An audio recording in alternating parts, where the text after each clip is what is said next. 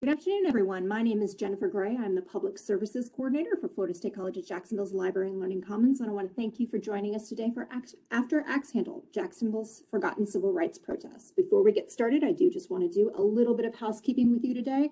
You'll have noticed as you enter the room that you have all been force muted. This is out of deference to our speakers, so there's no chewing on the line during our presentation. Also, I ask you to keep your cameras off for the same reason, to limit distractions. If you turn your camera on, I'm probably going to turn it off for you. Don't be surprised when that happens.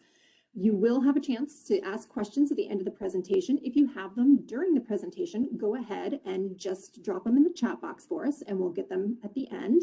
And I think that is all my business. So what I will go ahead and do now is roll into the introduction. In August of 1960, Black civil rights activists protesting the segregation of downtown lunch counters were met with violence by a white mob in an event that became known as Axe Handle Saturday. While many Jacksons now recognize the historical importance of that event, fewer realize that it was only one of a series of protests and demonstrations throughout the 1960s and 1970s. Here to speak with us today about Jacksonville's civil rights demonstrations after Axe Handle is Dr. Scott Matthews, professor of history at FSCJ and originator of the college's upcoming History of Jacksonville class, scheduled to launch in fall 2022. Professor Matthews, take it away.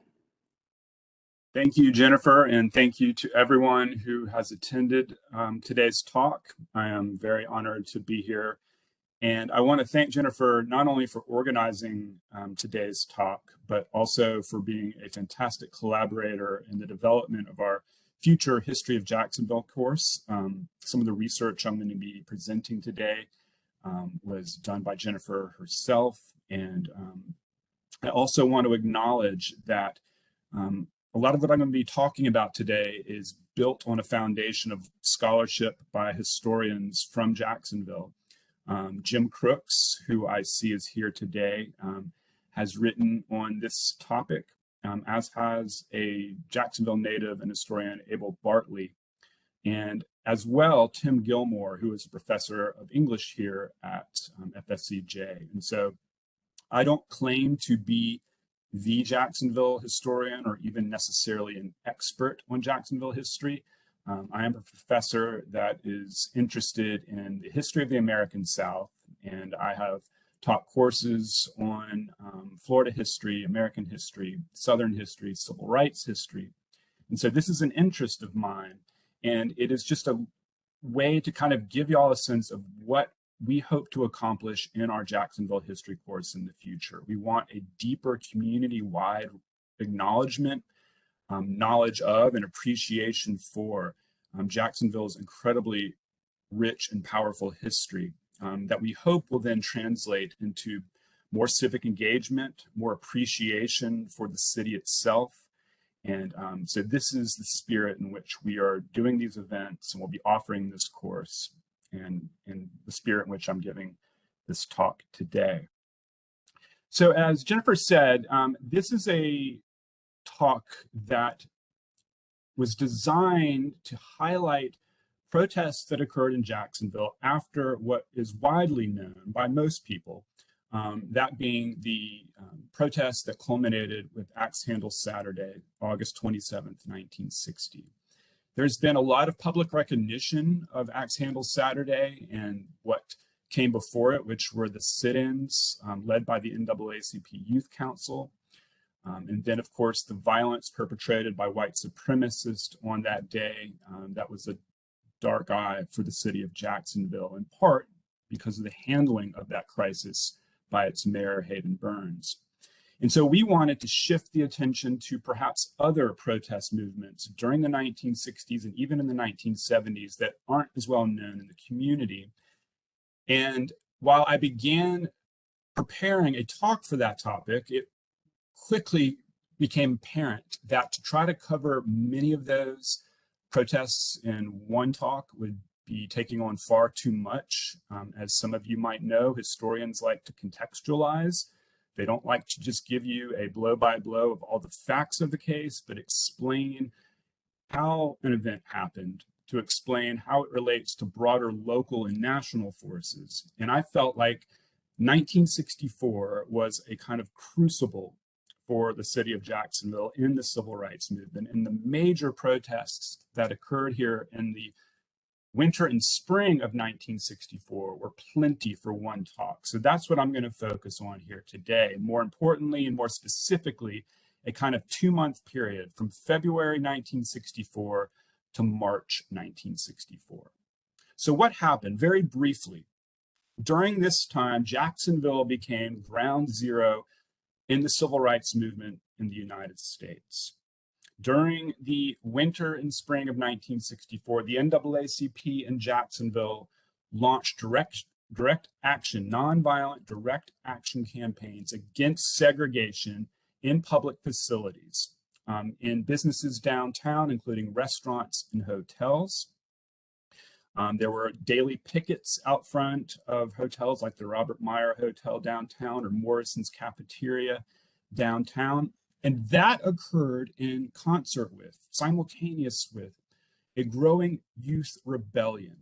And so today I'm going to be using the language of rebellion and protest. And I want to be clear here because a lot of how this event has been talked about in the past has been characterizing it as a riot.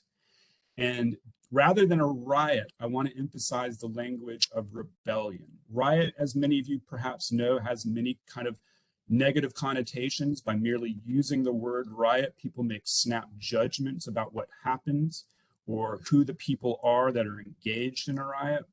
Whereas I see what happened in Jacksonville as kind of twofold. It was part of a broader national nonviolent confrontation with segregation. And that is the protest side of it. And then it is also part of a growing youth rebellion, a youth that was getting frustrated with nonviolence as a tactic. A youth that, particularly a Black youth, that was becoming more and more skeptical of nonviolent means to achieve justice. And what we're going to see here in Jacksonville is both the traditional, what had become a kind of traditional nonviolent direct action tactic, alongside a restive, frustrated, angry youth that was rebelling, not just against segregation, but against a whole system of white supremacy. And so as I talk about the events today, I want to keep that in mind. There's been fantastic scholarship on this topic. It's sometimes referred to as a riot, what happens in the culminating moments of the spring of 1964. But I'm going to make the case that, in fact, this was a nonviolent direct action campaign alongside a youthful rebellion against the whole structure of white supremacy here in Jacksonville. So during the last full week of March in 1964, Jacksonville's mayor, Haydon Burns, told Black protesters in Jacksonville that they no longer had a civil or legal right to have sit-ins in restaurants, to protest in hotels like the Robert Meyer Hotel. In addition to that, the mayor of Jacksonville, Haydon Burns, who we're going to learn more about in just a moment, effectively deputized nearly 500 firemen to complement the police force in a very theatrical display of power that Burns used to kind of burnish his credentials as a strong mayor, as a law and order candidate, as a man running for office, running for the governor's seat in 1964. Burns saw this as a way to emphasize his strength and to gain credentials as a strong segregationist law and order candidate. All of this, as we're going to see, unleashed a fierce resistance within the Black community. The NAACP will continue to protest segregation in downtown city businesses. All the while, students will break out in rebellions at schools such as New Stanton High School and other Black high schools and junior high schools throughout the city. Black students will taunt, antagonize the police. They will even engage in throwing rocks. They will also taunt and antagonize media, both local media and national media. As we will see, the police in response engaged in mass arrests. There were more than 300 arrests in Jacksonville during this time. Overwhelmingly, the people who were arrested were Black youth. And most tragically, these protests and the white response to them resulted in the murder, and as my colleague, Professor Tim Gilmore, has argued, the lynching of a woman named Johnnie Mae Chappell, a 36-year-old Black woman, the mother of 10 children, who was shot and killed 6 miles northwest of downtown Jacksonville in March of 1964 by a carload of white supremacists.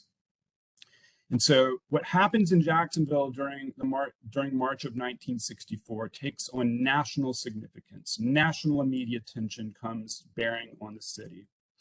The NAACP and its president, Roy Wilkins, even petitions the Justice Department to get involved because of the infringement on civil rights that was taking place because of the mayor's orders. At the same time, Martin Luther King even offers his assistance and that of his organization, the Southern Christian Leadership Conference. But as we're going to see, for very good reason, King's overture was denied. Jacksonville had a very long tradition of strong Black local leadership, both within the church and then in secular civil rights organizations like the NAACP. And the person that was the face of Black leadership was a man named Rutledge Pearson. If you know anything about Jacksonville's history, particularly its civil rights history, you will know about Pearson. But in 1964, Pearson was not only the president of the Jacksonville chapter of the NAACP, he was also the president of the Florida NAACP.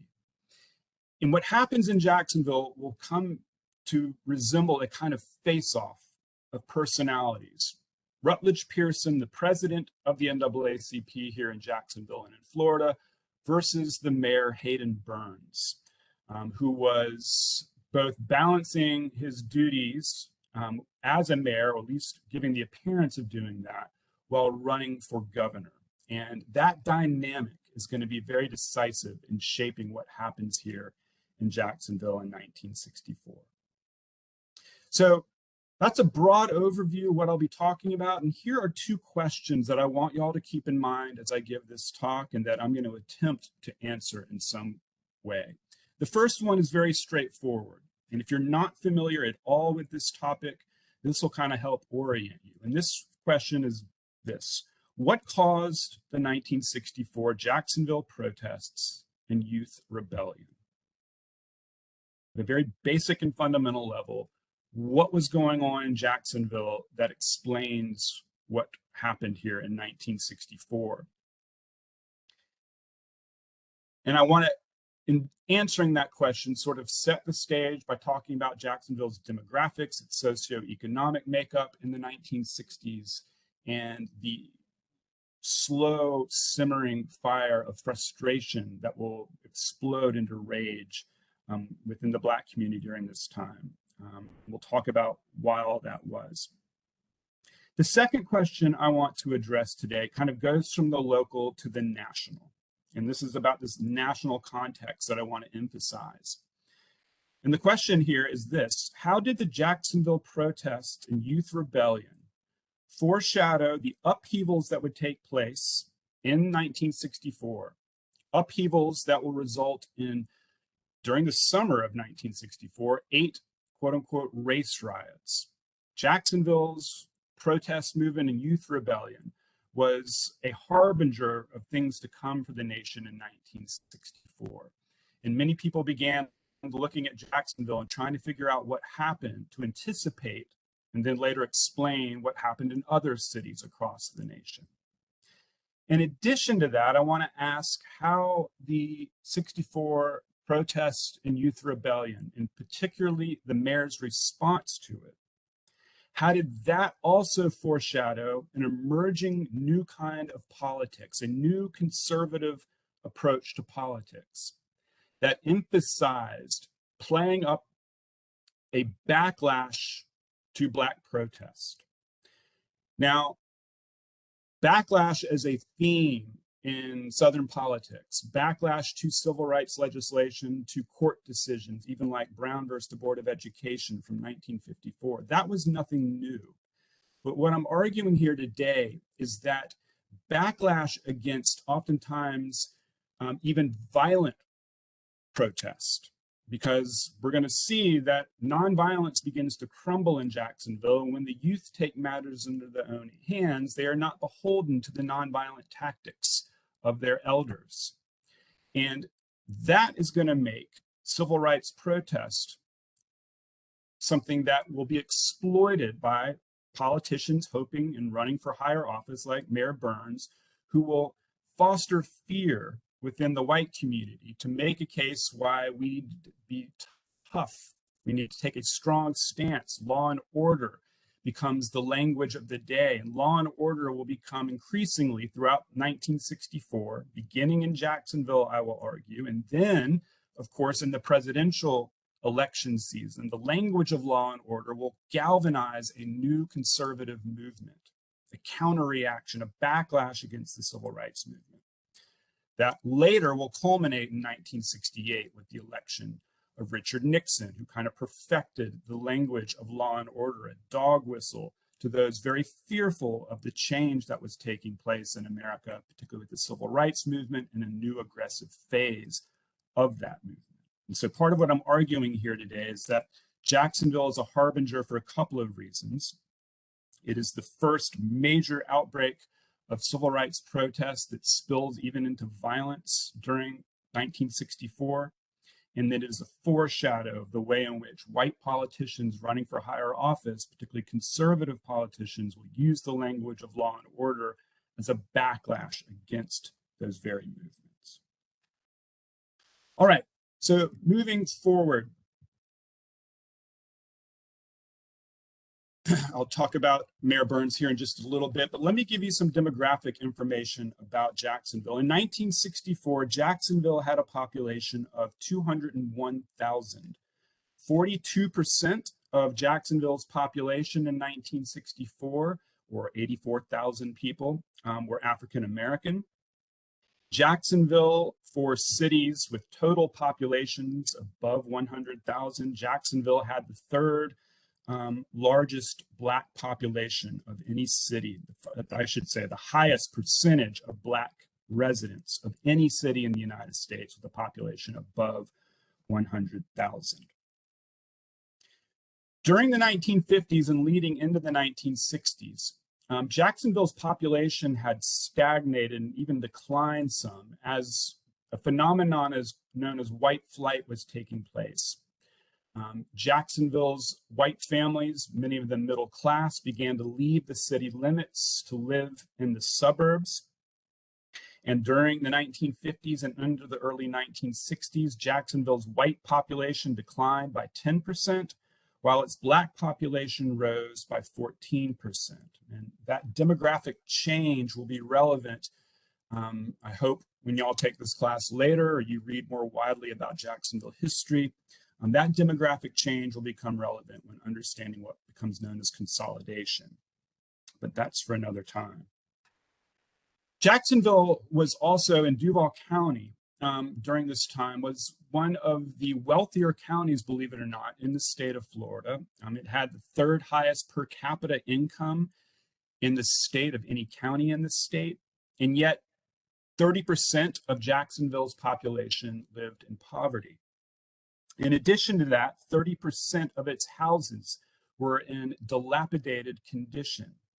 And both those indicators of poverty and poor housing were far worse in segregated inner city Black neighborhoods, where many Black neighborhoods lacked paved roads in addition to adequate sanitation. On top of this, in addition to being a rigidly segregated city, Jacksonville was a city where its public education was in tatters. This will be relevant when we see that a lot of the youth rebellions are taking place at Duval County Public Schools, New Stanton High School, Matthew Gilbert. And so it's important to understand the conditions of Duval County's public schools in order to understand what happens and why the youth had such rage to white city leaders during this time. In the early 1960s, and I thank Jim Crooks for this evidence, Duval County ranked 67th out of Florida's 67 counties in per capita funding for public education. You heard that right. Duval County was the absolute last, the bottom among Florida counties in funding education on a per capita basis. Now, why was that the case? It's complex reasoning here, but in brief, Jacksonville's homeowners paid very low property taxes, far lower than the value of their property. And in addition to that, nearly 2/3 of Jacksonville's homeowners didn't pay any property tax whatsoever under the Florida homestead exemption policy. And so you had a system here where Jacksonville, out of a desire to campaign on the policy of low taxes in order to recruit business to the city, basically sacrificed the public education of all of its youth, but particularly its Black youth, in the name of political expediency, in the name of money, attracting big business. And this had profound consequences. Just this past weekend, I was talking to my mom, who went to Robert E. Lee in the 1960s. Now, Robert E. Lee in the 1960s was one of the premier public schools where the more well-to-do white families in Jacksonville sent their children. And my mom said that at Lee, they never held an event in the auditorium at Lee in the 1960s because the ceiling had caved in and no one ever fixed it. Later, when my mom graduated in 1969, it wasn't even accredited. And so Jacksonville, for years, was dealing with the burden of terrible public education. And of course, this was all worse within Black public schools, where they received even less funding and even less attention. But despite that, of course, Black schools like New Stanton, like Matthew Gilbert, had dedicated and passionate teachers who did their best to inspire their students. I should also point out, by the end of 1964, because of this miserable funding for Duval County schools, 15 of Jacksonville's high schools lost accreditation. And so this becomes a scandal that will later inspire reform. But for now, the takeaway here is sort of the miserable context and miserable conditions of Jacksonville's public schools. But for Black Jacksonville, for Black residents of Jacksonville, there were even other topics with higher priorities for them that they wanted to see change. And in 1957, a Florida State University student did a survey of Black residents and found that they had a rank of preferences for things they wanted the city and even then Mayor Haydon Burns to address. And I'm going to talk about what these preferences were, what these hopes were, and we'll see that Burns effectively ignores them. And it's going to be the denial of fulfilling these promises and hopes and wishes that will fuel the anger and frustration that will culminate in 1964.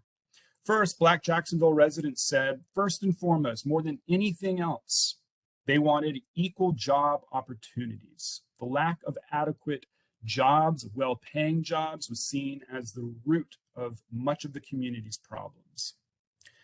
Two, Black Jacksonville residents said in 1957 they wanted equal treatment by the courts and by the police.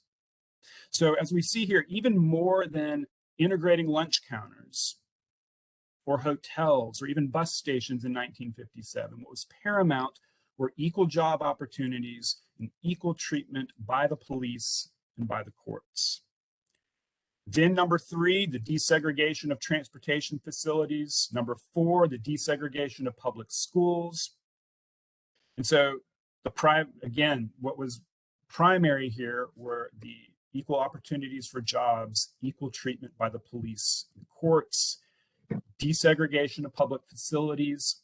None of those things will have been addressed, even remotely so, by this winter and spring of 1964. Now, what's interesting is that when Mayor Haydon Burns was first elected as mayor of Jacksonville in 1949, Jacksonville's Black community had some reason for hope. Mayor Burns was one of the very few white candidates, white politicians who made overtures to the Black community. He was willing to go visit and speak with Black political leaders.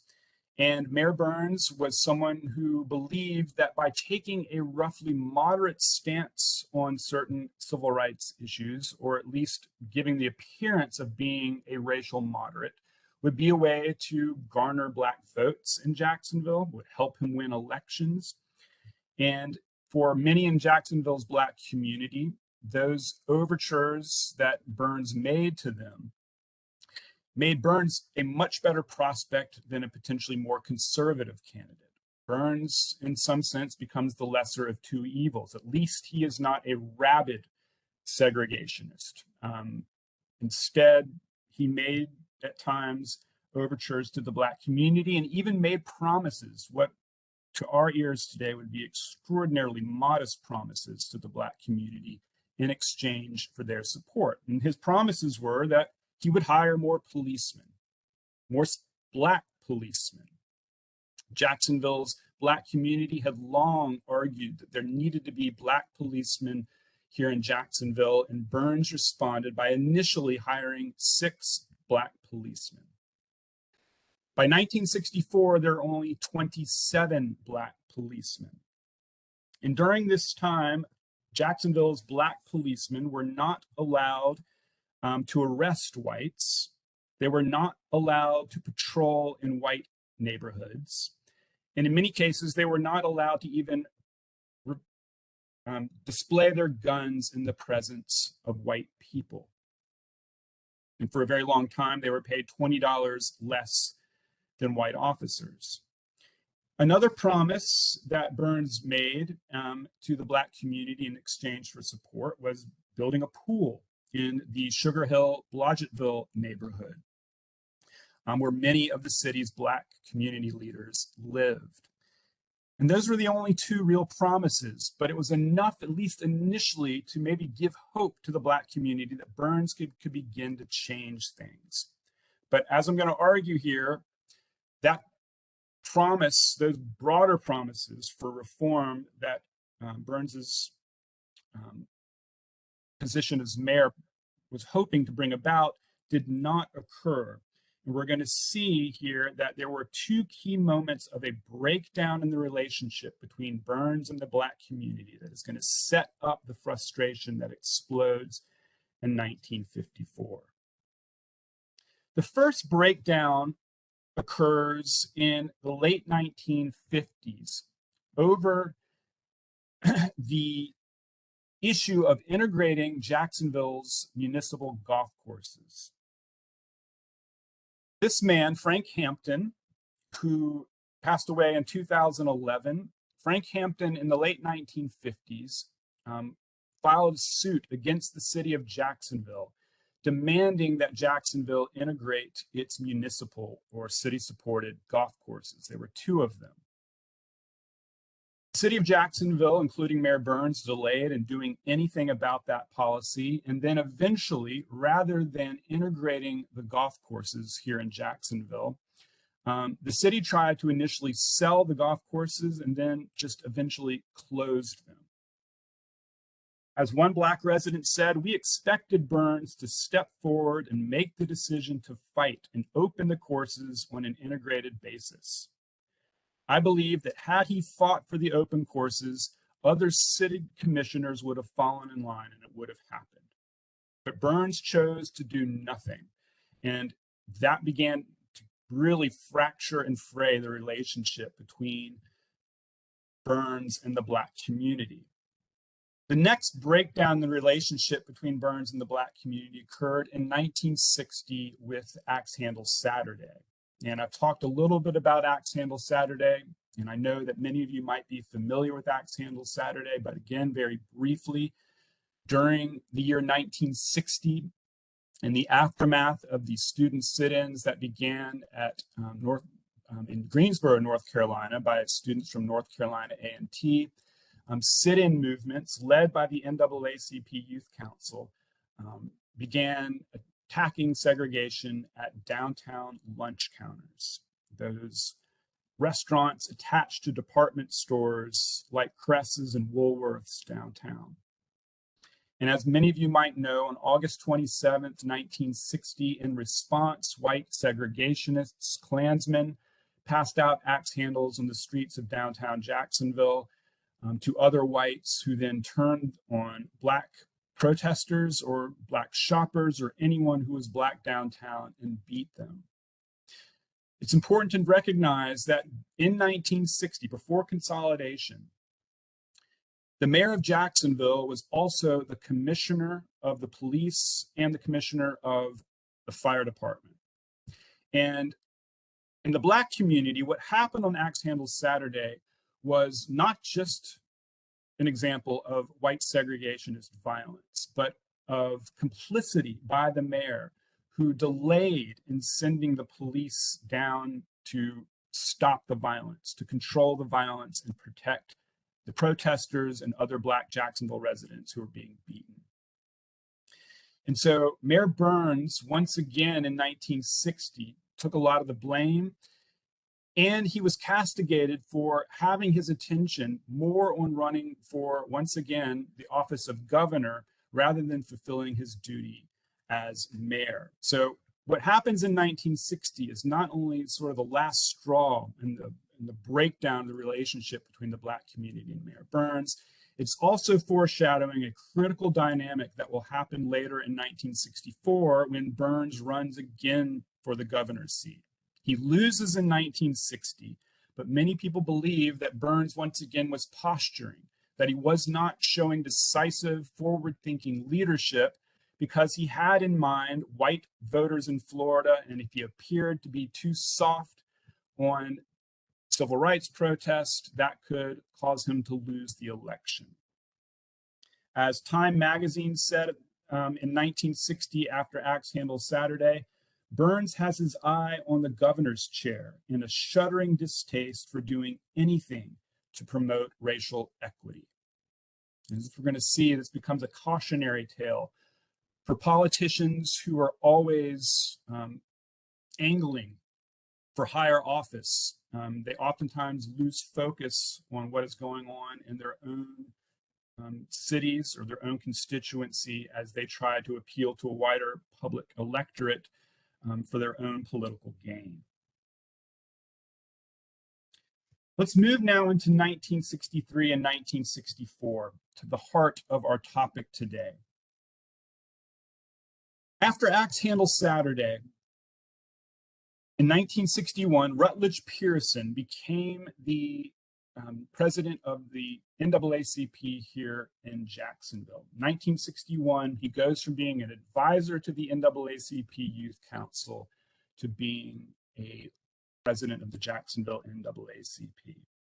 Rutledge Pearson was a Jacksonville native. He was a graduate of Stanton High School. He was a former professional baseball player who in the 1950s even played for some teams in the Negro Leagues. He had taught history at Isaiah Blocker Junior High. He had coached baseball at Stanton High School.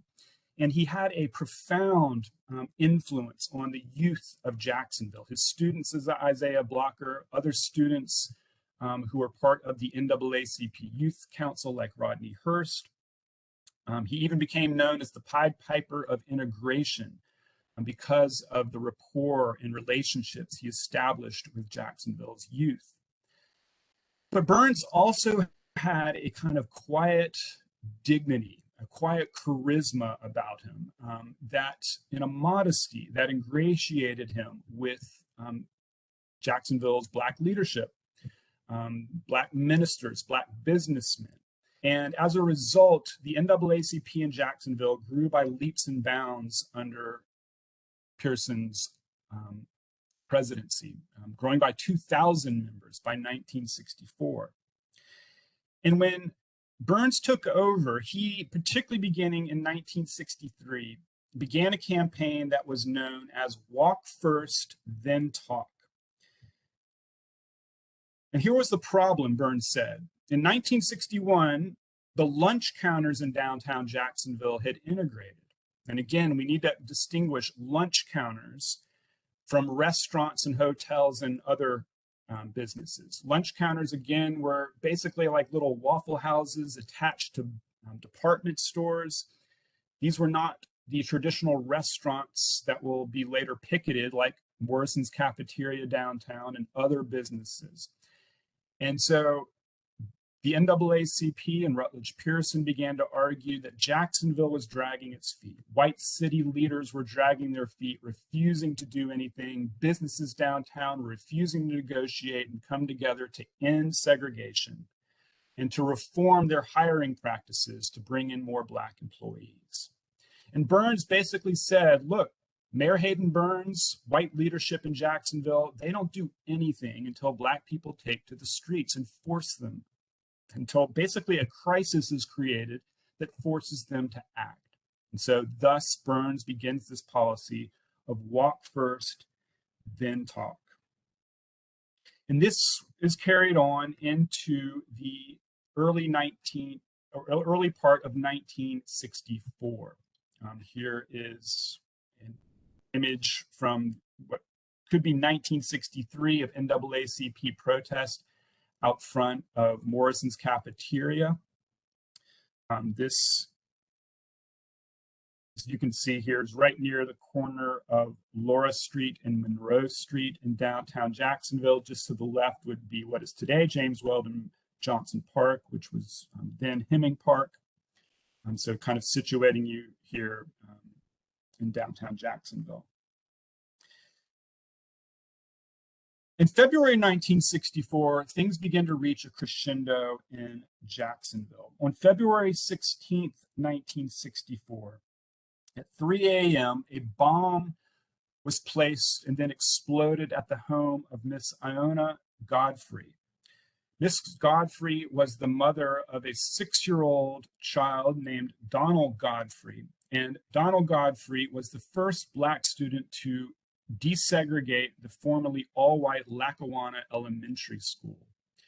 And in response to his bravery, the Klan here in Jacksonville planted a bomb and exploded a bomb at the Godfrey home.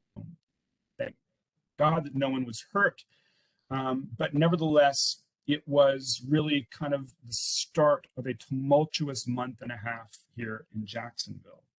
The very next day, February 17th, 1964, in downtown Jacksonville, police arrested 4 Black ministers for protesting in front of the Robert Meyer Hotel.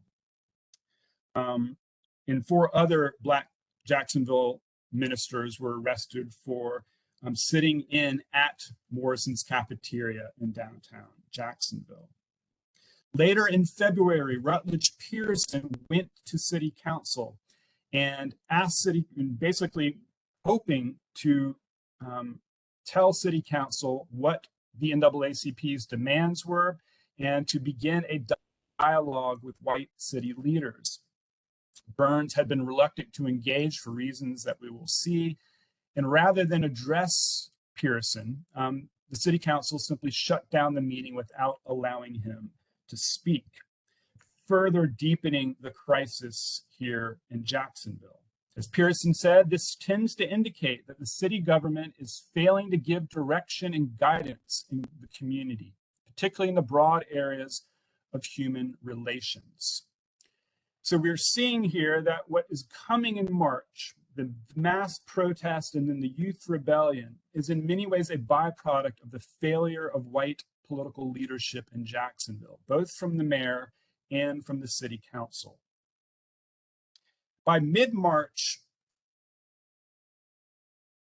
Rutledge Pearson and the NAACP was continuing its direct action campaign against segregated businesses downtown.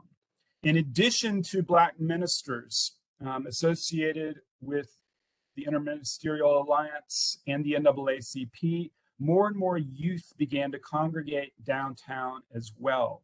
They were singing freedom songs. They were walking slowly in front of traffic, making their presence felt downtown and adding their voices to a growing chorus of protesters. In response, the police in mid-March of 1964 arrested 37 Black youth. And when they were sentenced, a judge, municipal judge named John Santora, said this: "It is, to say the least, in poor taste for teenagers to become involved in something like this, which might lead to racial strife. The parents of these children should be condemned."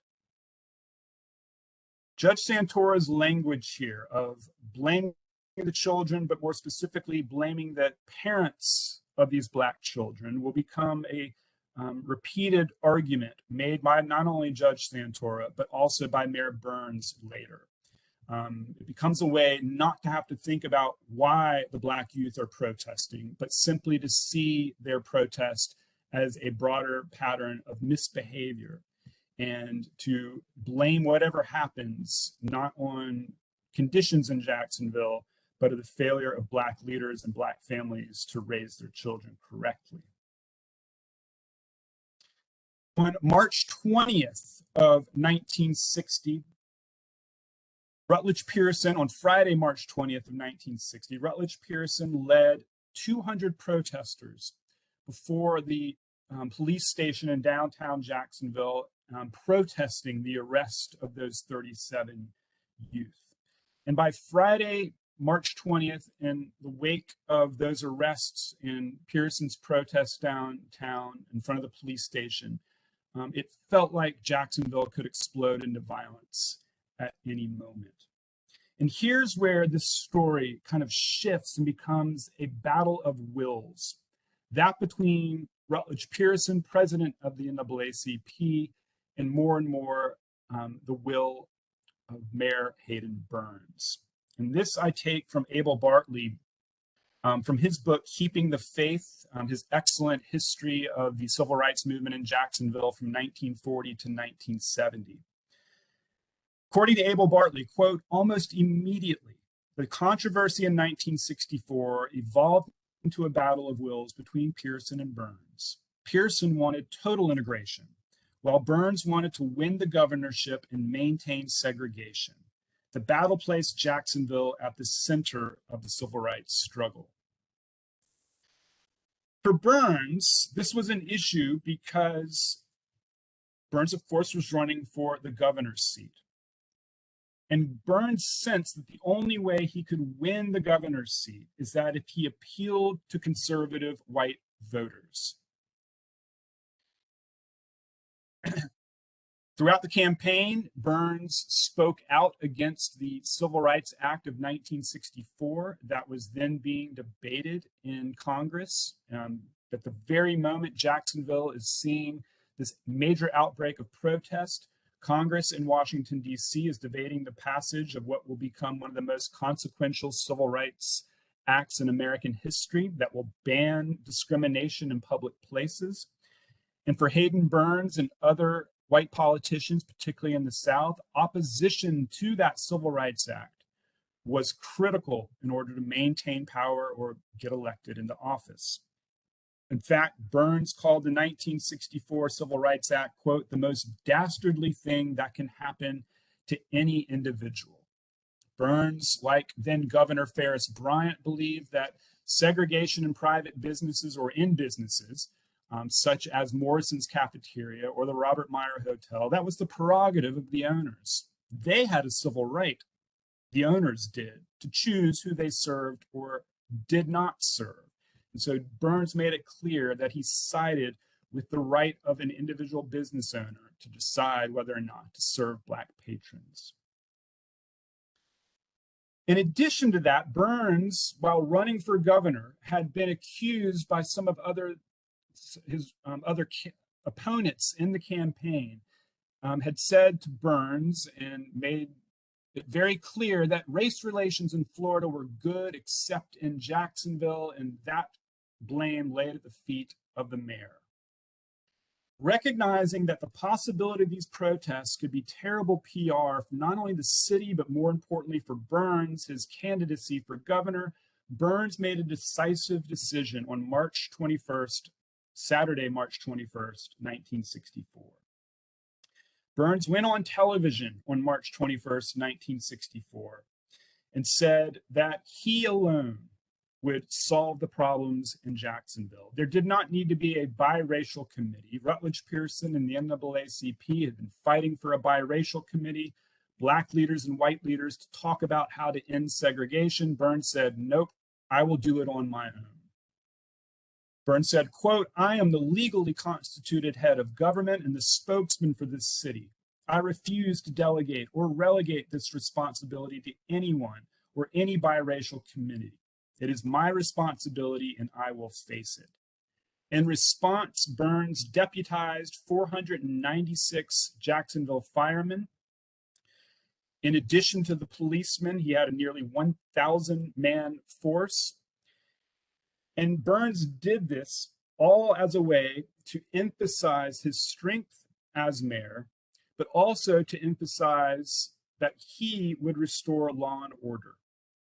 That for Burns, what was most important was to maintaining your segregationist credentials and then appearing as a strong, masculine, powerful political leader who would restore law and order. And for much of white America, law and order was, and oftentimes, a code word for the denial of Black demands and Black civil rights. In addition to that, Mayor Burns told the Black youth, in no uncertain terms, that they had no right to sit in and protest in businesses downtown. This is what Burns said. Certain adults in recent days have told some Negro youth that their civil rights entitle them to force their presence at certain hotels, restaurants, and other businesses. As mayor of all people, I want to set these youth straight. You have no such legal or civil right. So Burns here has kind of thrown the gauntlet down, and it is the reaction to Burns's statements, the reaction to Burns denying the existence or creation of a biracial committee, Burns calling up 496 firemen to increase the show of force against Black protest, and then telling Black youth they have no legal or civil right to protest. It is in many ways the response to this that leads to this youth rebellion that takes place in Jacksonville in March of 1964. For Rutledge Pearson, there was also a dilemma here, because Rutledge Pearson understood the frustrations and the anger of the youth. But Rutledge Pearson also had a vested interest in maintaining nonviolent protest. Rutledge Pearson had to listen to Black youth like Roosevelt Scott of the NAACP, who had said, Mayor Burns lowered the dignity of the Negro here in Jacksonville. He had to acknowledge the fury that was building amongst Black youth and Black students in Jacksonville, while also recognizing that outbreaks of violence or anything that could be categorized as rioting could undermine what the NAACP was working towards, which was the desegregation of downtown stores and businesses. So here, Pearson also felt a dilemma going forward. On Monday, March 23rd, events in Jacksonville reached their crescendo. On that day when the U.S. Senate debated the Civil Rights Act of 1964 that the House of Representatives had passed the day before, or just days before, a false newspaper report circulated in Jacksonville claiming that 4 Black males had brutally assaulted a 25-year-old white man. The fury here aroused the passions of whites in Jacksonville. All the while, the Black community was enraged at Mayor Burns's actions and statements. That afternoon, on March 23rd, 1964, a massive rally took place in downtown at Hemming Park with more than 2,000 people present. That then spread to nearby high schools such as New Stanton High School and Matthew Gilbert, where because of a fire alarm at New Stanton, high school students poured out into the streets. When some of the high school students saw a white milkman, they taunted him, and the white milkman responded by throwing a milk carton at them. And according to Abel Bartley, historian Abel Bartley, this touched off a riot But as I will argue, this was less of a riot and more of a rebellion. This was not simply irrational mass violence perpetrated by Black youth, but instead this was a reflection, the manifestation of years of denial of basic rights and basic services. And it was a reaction not simply against any one white individual, but against the whole system of white supremacy as it existed in Jacksonville at this time. Later that night, on the 23rd of March, Monday, March 23rd, 1964, later in the evening, I should say, Johnnie Mae Chappell was walking down US 1, 6 miles northwest of Jacksonville, looking for a lost wallet on the side of the road, when 4 white men saw her and said they wanted to kill a Black person. One of the men, J.W. Rich, picked up a .22 caliber handgun, held it outside the window, and shot Johnnie Mae Chappell to death.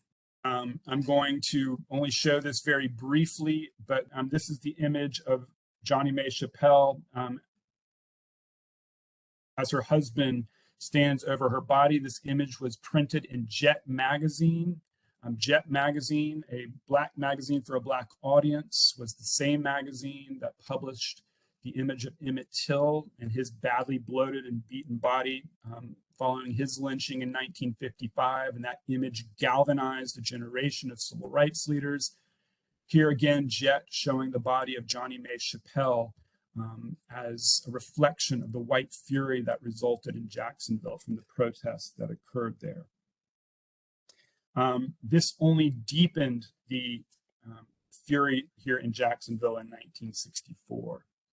In the aftermath of the death of Johnnie Mae Chappell, Mayor Burns continued to refuse to acknowledge the demands of Pearson. He refused to acknowledge the legitimacy of the protest.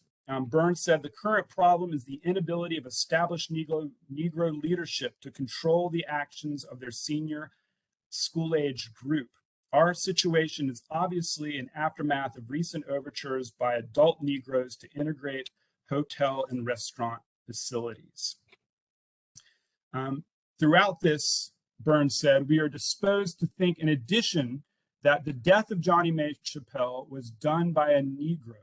There have been no acts of violence by any whites in the community. There are always those who were anxious to take advantage of any disturbance in order to unleash their personal grudges. The next day, on Tuesday, March 24th, 1964, protest once again broke out, and this time, once again, at Matthew Gilbert High School and at New Stanton High School. And at New Stanton High School, a bomb threat was made that once again forced students to pour out from their classrooms and into the city streets. And on this day, Tuesday, March 24th, 1964, one of the Black police officers who was on duty at Stanton shot a gun into the air, further angering the students outside of Stanton. When the police eventually left, Black students at Stanton chased a journalist named George Harmon of the Jacksonville Journal. In addition to chasing Harmon, they burned his car and overturned his car. And then they chased two journalists associated with Life magazine, Mike Durham and photographer Charles Moore. And Mike Durham eventually turned his beating into a story that shifted the focus on the cause of the protest to his own physical impairment. And he wrote a story that became titled How It Feels to Be Beat Up by a Rampaging Mob. And this set up a dynamic where the white media was oftentimes portraying these Black protests as riots, as a kind of form of mob violence. And it was left then to the Black media, such as Jet magazine, to kind of emphasize how and why these riots were actually happening, and what the cause of the riots actually were. What happened in Jacksonville during this time eventually gained national notoriety. Time magazine called it, quote, the first and ugliest riot of the year. Blame fell on Mayor Burns. Quote, the numbskullery of a politically ambitious mayor and the hooliganism of Negro teenagers explained why the riots occurred. Once again, blame for Mayor Burns because of his attempt to capitalize on his show of force here, to burnish his credentials for governor, but at the same time, Time magazine blaming Black youth. Indeed, other national publications like U.S. News and World Report emphasize the role of, quote, Black hoodlums. But the Black press, magazines like Jet Magazine, and even spokespeople, civil rights spokespeople like Roy Wilkins, framed what happened here in Jacksonville very differently. For the Black press, this was a byproduct of the failure of white leadership. It was the failure of the police to treat Black youth with respect. It was a reflection that the show of force was simply meant to provoke the Black community rather than to address the underlying causes of what was happening here. As Roy Wilkins says, our information indicates that the outbreaks stem from tough political talk by Mayor Haydon Burns, who vowed to crack down on peaceable demonstrations. What the national media and white city leadership here in Jacksonville never recognized was that what was happening in Jacksonville here was a byproduct of decades of neglect and systemic white supremacy. The Southern Regional Council in Atlanta, a liberal reform organization created in the 40s to address racial conflict and violence, said this about the cause of the riots. To understand is to begin with the stench of dilapidation of the Negro slums, and to try to comprehend the hopelessness that is compounded out of the thudding impact upon the human consciousness of being poor, of being blocked by the very conditions of this poverty and by the weights of discrimination for any possible change. The sense of hopelessness and dire conditions is what many Black youth once again emphasized when they were asked how to explain the riots. As one Black youth said, there is no hope for me. Why should there be hope for anybody else? Boy, this next one is going to be a big rumble. Ultimately, not the protest or the youth rebellions led to the integration of downtown businesses in Jacksonville, nor the actions of white political leaders, including the mayor. The only thing that led to the integration of downtown businesses was, of course, the Civil Rights Act of 1964 that federally enforced desegregation of downtown businesses. For Mayor Burns, his posture of law and order and strength led him to win the governor's race in November of 1964. He won 56% of the vote. And Mayor Burns, in the early part of his campaign, set a template for other national politicians to follow. George Wallace, the segregationist governor of Alabama, and Senator Barry Goldwater of Arizona. Both men would run for the presidency in 1964, and like Mayor Burns, would use the language of law and order and white reaction against Black protests and even riots or rebellions as a way to promote themselves to white voters. And so Burns, in many ways, was doing that first in March of 1964.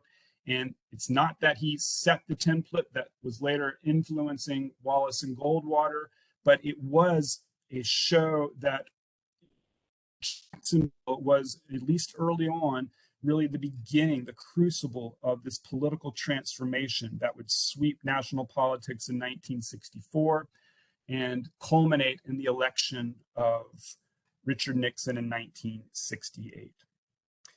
As the Southern Regional Council said, the lesson of Jacksonville in 1964 is that wherever the white civic leadership, religious, business, and political, allows a racial crisis to develop and spill into the streets, then it invites violence.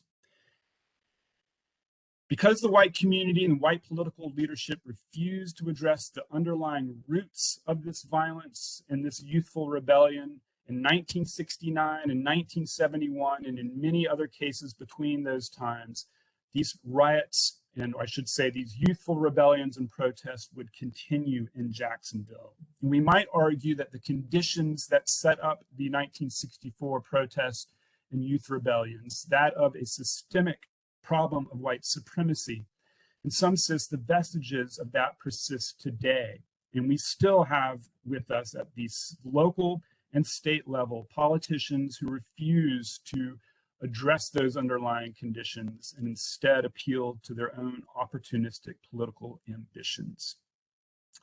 And that is where I will conclude. I apologize for running a little over and for the technical issues there, but I'm done.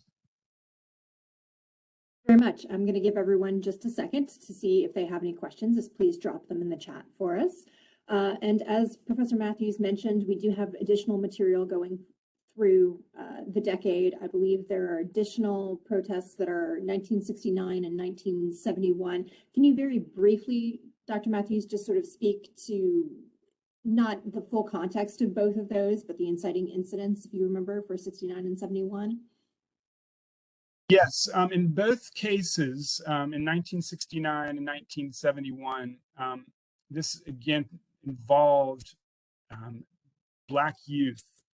In 1969, the protests and the rebellions that occurred there are the result of a Black youth being shot outside of a store by a police officer in the back.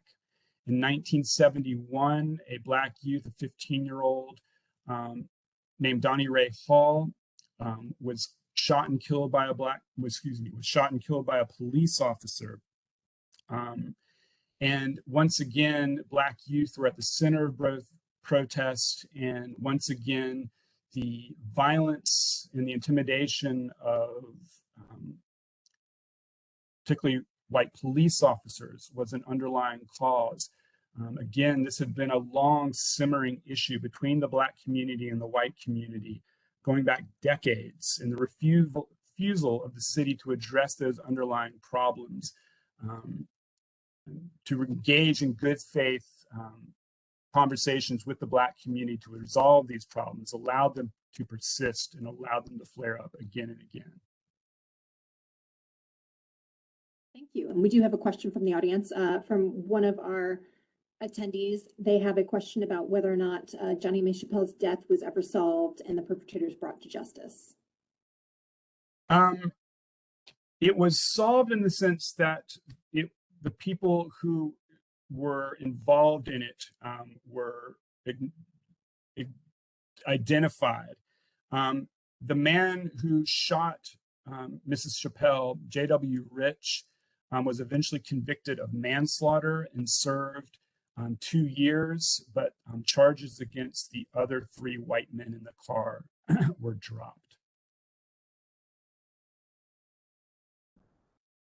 I will follow up with additional question. You've mentioned a few resources throughout your discussion. Could you just go ahead and give us maybe some other brief suggestions for material that people can look at to follow up on the topic of this presentation? Yes. Well, in addition to Abel Bartley's book, Keeping the Faith, I would recommend Professor Jim Crooks's book, Jacksonville, the Consolidation Story. There are other publications by Abel Bartley. He has an article of both about the 1960 and 1964 protests.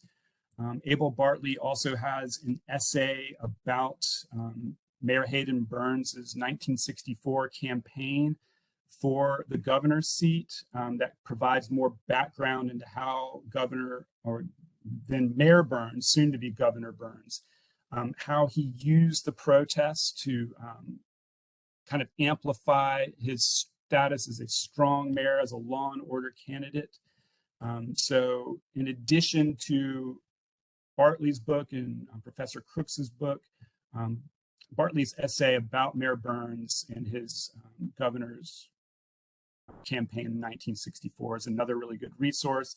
And then, of course, just a lot of primary sources that we will make available in the class. Newspapers from here in Jacksonville, from the Jacksonville Journal, national media coverage from Life magazine, studies done by the Southern Regional Council of what caused the violence here in Jacksonville. We will also be using a lot of film footage in the class, and so those will be other resources available to students too. I don't see any more questions in the chat, so I'm going to go ahead and wind it up for the day. I want to thank everybody who joined us today, and I want to especially thank Professor Matthews for speaking with us today. Go ahead and everybody give him a virtual clap. I know I've muted you all, so it's slightly less effective. But I hope everyone has a wonderful afternoon, and don't forget to join us in the fall for the History of Jacksonville course. Thank you. Have a good day.